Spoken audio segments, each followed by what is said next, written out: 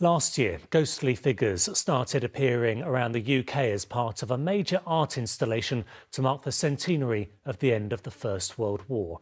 Next week, it will be the 75th anniversary of the D-Day landings, and the same artist has come up with another powerful way to remember all those who fought to liberate Europe. Martin Stew has more.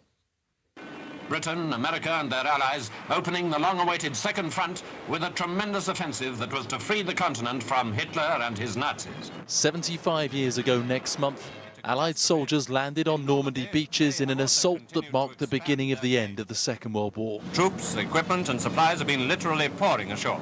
In the face of German machine gun fire, thousands of men's lives were washed away nearly as quickly as their footprints in the sand. Now those footprints and lives are being honoured around the city. I looked at the men running down those boats out to sea and what they were going into, and I thought we just needed something to inspire people to think about that. We didn't need to be too literal, just something that get the senses going, the feel, the touch, the sound of what they went through. Reinforcements going ashore. I think we need to be able to remember the freedoms that we've got today are built upon the sacrifices that our forebears made in the First and Second World Wars.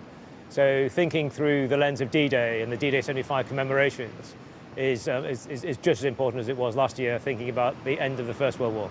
There are also plans to sell 22,763 plaques, each one carrying the name of a different person who never made it back home after D-Day. Money raised will help modern-day veterans transition into civilian life. Currently we're looking at things like victims and we're looking at heroes, where we should be focusing on the professionalism of our armed forces a lot more. Michael Coates spent 6 years in the Royal Engineers. He now runs a pest control business which employs veterans and their families. I think there's numerous challenges. You know, initial transition can be difficult and it can last for several years.